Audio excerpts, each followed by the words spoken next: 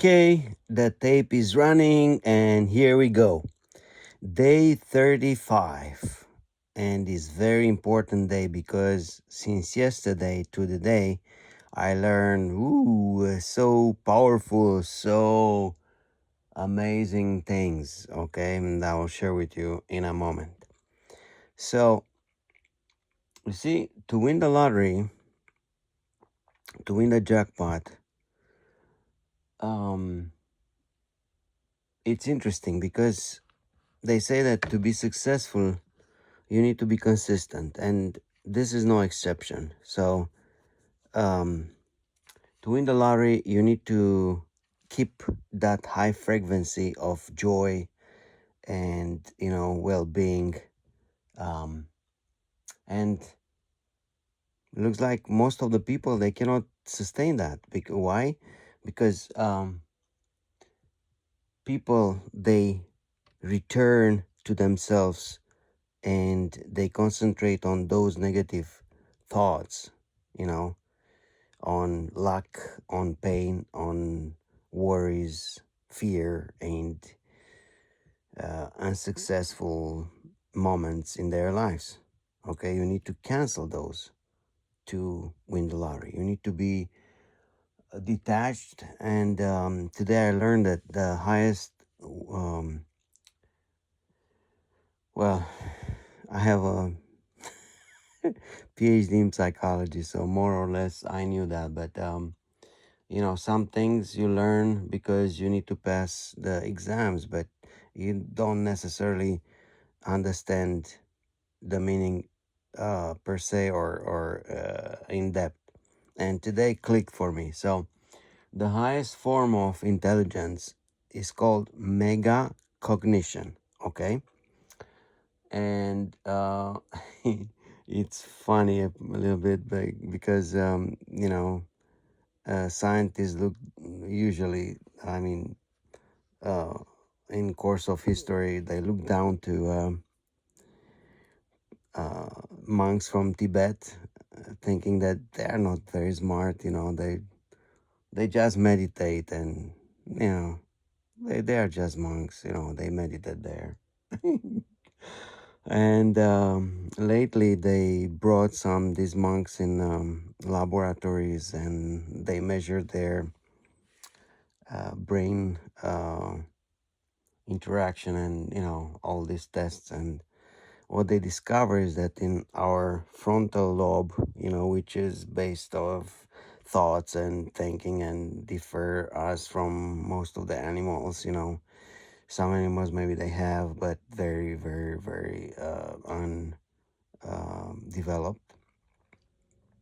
And it's not about memory because elephants they have a big brain too, but it's all about the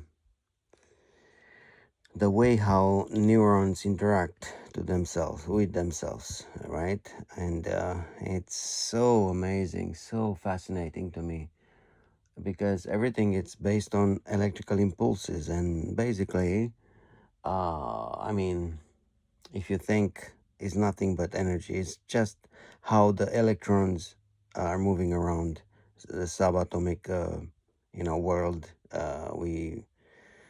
We call that quantum field or energy point zero and stuff like that. So um, what they discover, uh, I don't think that they asked them. It's just based on the machines they use. They discover that the monks, their frontal lobe is when they meditate, it's like very active. Okay, but not because they think too much, and it's totally opposite. Is not that something? So basically,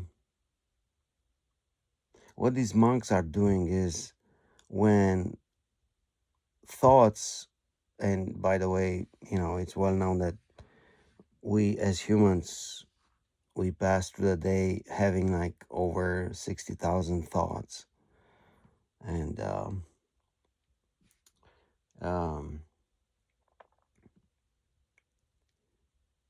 these monks, they don't stop the thoughts, they just observe. And this is so amazing because, the electrons or subatomic particles, they they are not manifesting until they are observed. And what they do, and this makes all the difference. You see, the little things makes all the difference. So maybe you heard before, um, put a black screen in front of you to go to sleep, or block your thoughts, or things like that, right? But these monks, they don't do any of that. All they do is just let the imagine that you are sitting somewhere and people, they just walk in front of you and they just come and pass, come and go, right? The same with thoughts in this uh, Tibetan monks case. So what they do, they let the thoughts coming and passing without interacting. They just observe them, and that creates a level of mental activity um, over the chart. So the IQ, it's over the chart, and is some so simple, right? Think about that. Anyway, that's like digressing, because what I wanted to share with you is what I learned and I applied. I have a special journal here. This is actually my business journal, but I use it for everything now. So um, as you can see here, what I learned is that you put um, the word of what you want to do on a paper, right?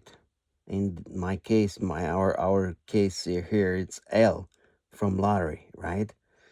And I make it like that because on lottery brand, it's kind of you know um, tilted.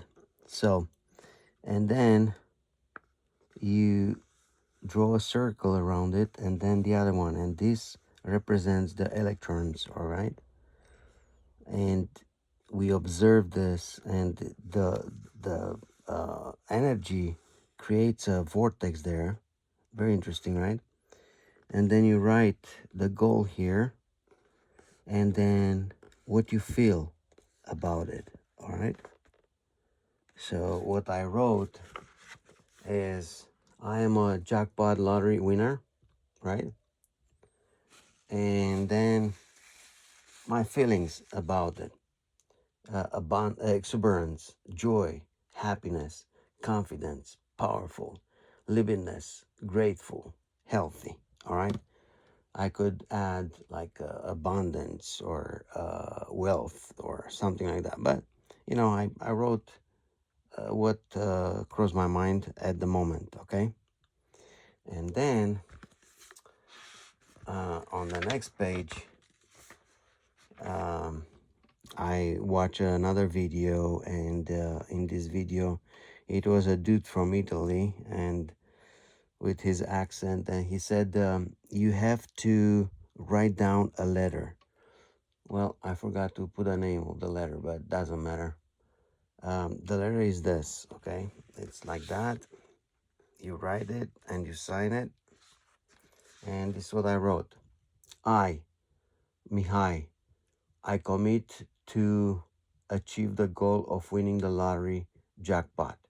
I will do everything what it's required to achieve my goal. I know I am already there. I don't know how I will get there, but I know I am already there.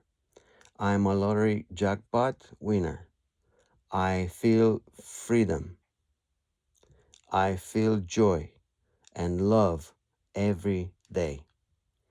I have requirement income, which allows me to pay for my mansion on the beach on Southern California.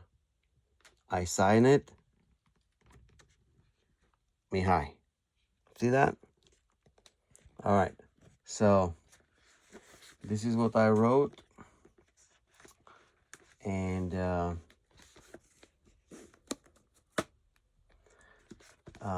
this is about what I wanted to share with you today.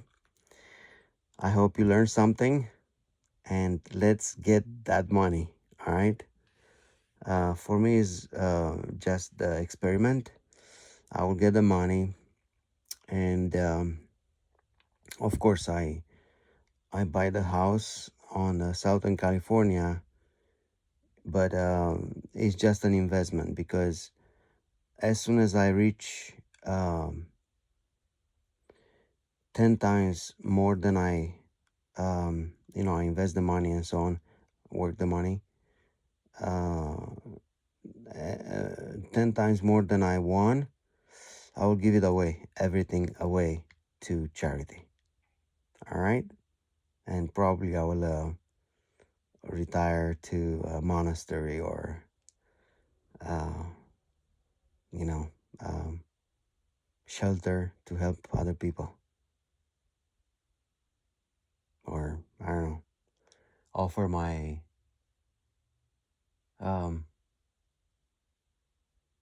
voluntary work for, I don't know, old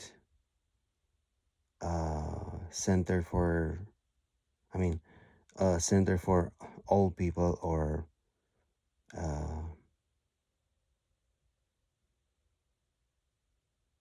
like a father for those kids without parents, orphanage or something.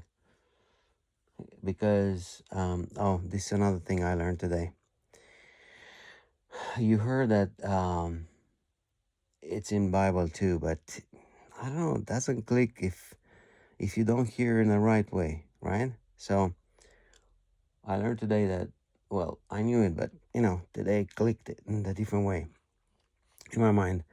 So it it's happier to give than to receive. You heard that, right? And today I learned. I went through a book and leave in comments if you want to know what the book is. Um, I will tell you. And in this book, they say that when you give, you receive. I mean, when you sell, you don't sell, because if you go there with desperation to sell, to control people, they don't like that. They feel it right away.